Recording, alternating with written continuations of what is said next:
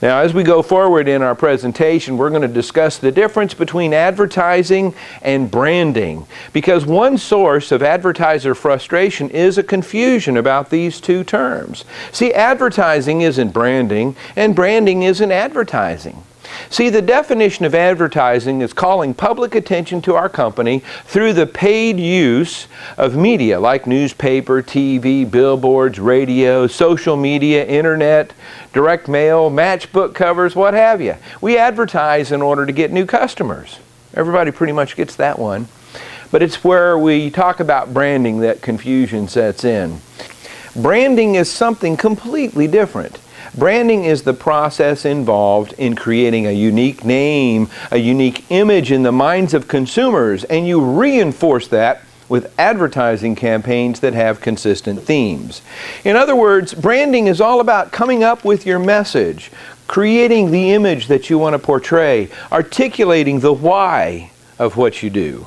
And then advertising is spreading it all around.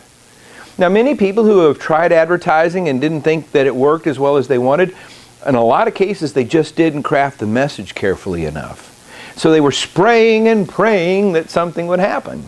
And unfortunately, in most cases, it doesn't. They had the cart before the horse. Now, when you have a brand, you are trying to establish a unique and differentiated presence in the marketplace that will attract and retain loyal customers. See, loyalty is often based more on why we do what we do instead of what we do. You see, when you have a brand, people understand who you are and where you are and what you do, but your brand helps people understand what you stand for before price becomes an issue. How many of you have competition in your line of work? Let's see a show of hands if you've got competitors out there. Now, how many of you have no good, low-down, rotten, price-cutting competitors out there in your line of work? I don't think any of us got into business with the desire to be the low-cost provider in our category, now did we? We had a dream at one time that we could provide a good service or a quality product at a fair price, and we could make a living doing so. Unfortunately, in today's economy, many people feel like price is the only issue. Price does drive a transaction. It does attract a price-conscious buyer, but if they switch to you because of low price, they're probably going to switch to somebody else at a later date because of low price. And that's no way to build repeat business. You see, when you have a brand, people know who you are.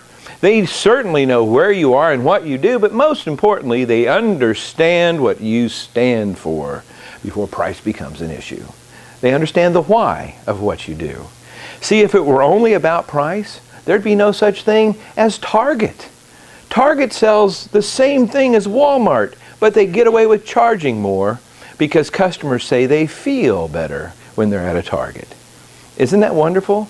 We're willing to pay more for the very same product simply because of a feeling. That's essentially at the heart of a good brand. There'd be no such thing as luxury watch companies like the Rolex watch company because a $50 Timex keeps just as good a time. But you see, when people buy a Rolex, it's kind of a statement. They want to make a statement that they are accomplished, they are successful, they have prestige. And if I walked up and I said, would you like to buy a Rolex? It's only $50, you would immediately be suspicious that it was a counterfeit. Because $50 in Rolex just doesn't go in the same sentence. Now, Timex is perfectly happy to be known as the $50 watch company. Rolex doesn't make a $50 watch for one simple reason. It would hurt their ability to sell a $50,000 watch. Now this one here, it retails for about $250,000. I mean, it's a beautiful jewel-encrusted watch. But I'm much more of a practical person. I've got a $50 watch. You see, both companies are happy, and both companies are doing great because they understand what their brand is and they do everything they can to reinforce that brand.